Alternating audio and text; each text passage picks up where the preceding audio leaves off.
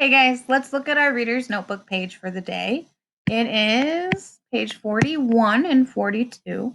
The first assignment is something that you need a lot of practice doing because a lot of you don't ever proofread.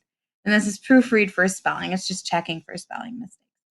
So what you're going to do is read each sign, and each sign has at least, I think, just one word wrong. So you just need to figure out what's the correct spelling of that word. So let's look at number 1.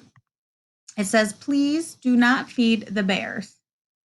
Now we know that's not how you spell please. So you're going to go over here and find the correct spelling of please. Where is it?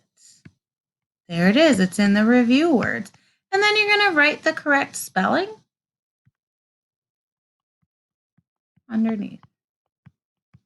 And make sure you cross it off, okay? So you guys got that. That'll be pretty okay for you. And again, these words are the long A and the long E again. It's good practice for you to remember those different spellings. This next one is a little bit more complicated. It's connect to writing. And I know we haven't done a ton of writing like this in our class, so it's good practice for us now. So it says here, sometimes we write and we write too many short sentences, and short sentences can make your writing sound choppy. So sometimes we want to combine them with conjunctions, like we learned earlier this week. So we're going to go ahead and try and combine short sentences with the conjunctions and, but, or. And you have to make sure you use a comma every time, okay? So let's look at the example. Libby owns many books. She hasn't read them all. So you have to think in your brain, how am I going to connect these two sentences? I think but will be a good idea. Libby owns many books, comma, but she hasn't read them all. Okay. So now you're going to go through and you're going to write your own sentences, right? Let's read the first one. Victoria came to our book party. She brought 10 books. So what is going to be the best there?